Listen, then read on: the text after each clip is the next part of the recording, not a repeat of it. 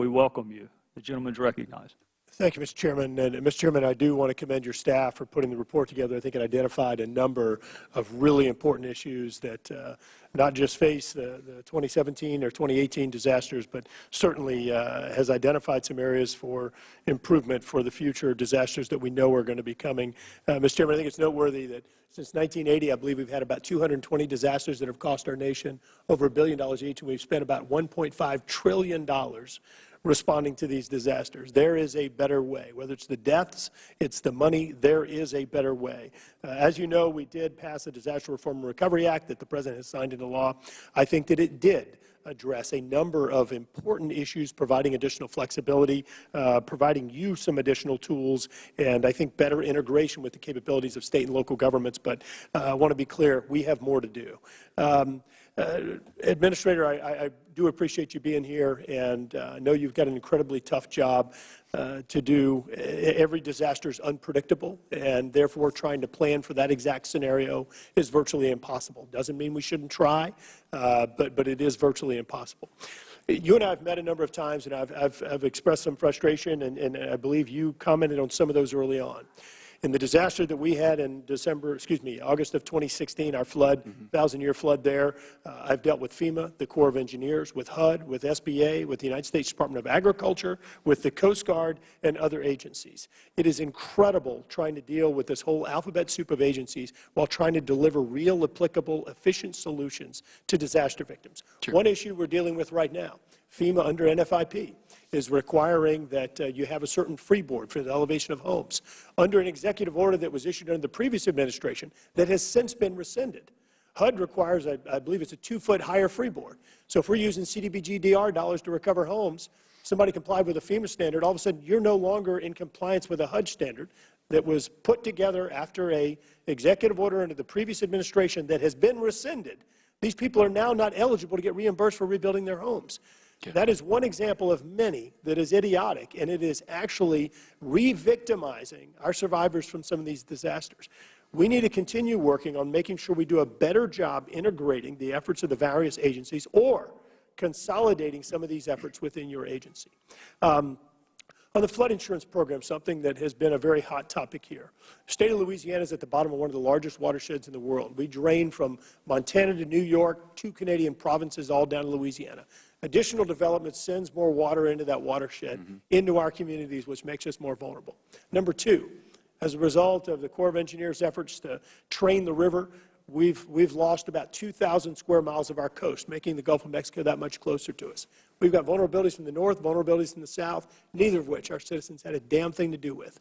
How do I explain to our citizens that they're going to be charged higher flood insurance rates whenever they had absolutely no control over the additional vulnerability?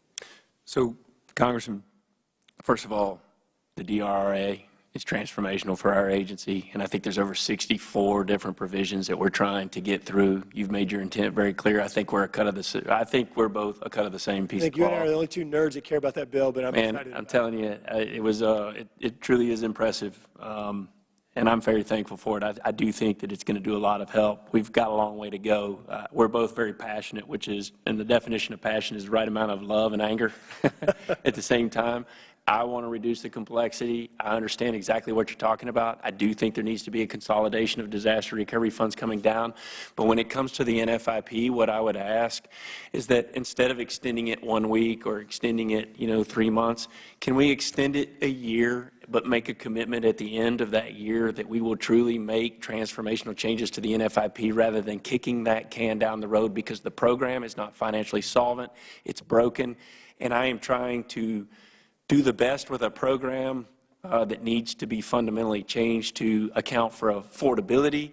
And in some cases, maybe it's a transformational change in the entire industry. Why can't you get a policy that's all hazards to begin with? Amen to everything you just said. I'm going to make those points on the House floor today when we try and extend this thing for 1 week. I agree with you 100%. But I'll tell you something else, Administrator, and I think your friend to your left is one that's really key on this. Flood insurance is defense. It's reactive. It's defense.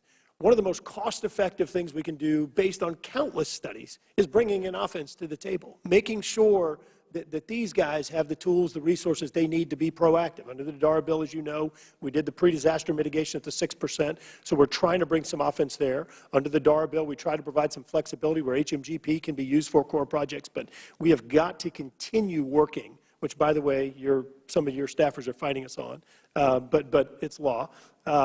But we've got to continue to bring an offense to the table. You can't just have a defense like flood insurance program. It's financially unsustainable. I see my time. Mr. Chairman, I want to make 2 points. Number one, that disaster bill has a provision in there regarding duplication of benefits under the Stafford Act.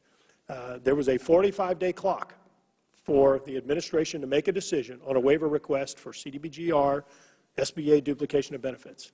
It is 50-something days, and we have heard nothing. We have $250 million sitting in the bank. We have several thousand families that cannot get back into their homes or other financial duress. Some people have had to sell their homes.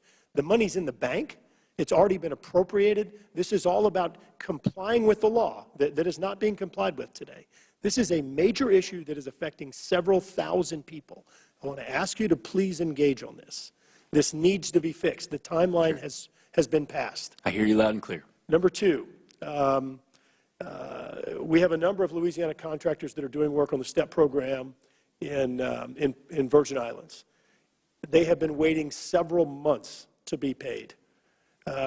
Administrator, you're well aware that having additional competition and expertise in these programs is really important to deliver value to taxpayers and to have efficient solutions. We can't have those kind of response times for paying these contractors for work. It's going to prevent them from coming back in when you need their help in the future. Yep, absolutely. I'll look into it. Typically, we would grant the money to the state, and it would be paid through the state or through the Virgin Islands government. So I'll check into that. Thank you. Mr. Chairman, I know I'm over time. I just want to say to you that this committee's role in bringing all these agencies together, the flood insurance program, the Corps of Engineers, and many other resiliency programs and response programs, I think it's really important to make sure that we don't stop at the reforms that were just signed into law, but we continue moving forward. I think we can help save lives and save money, and I appreciate you holding this hearing and allowing us to be here. Well, I thank the gentleman, and I thank you for your persistent interest in this. Even though you are not on this committee, you would not know it from the number of times you have mentioned the issues to me on the floor, and for that I am grateful.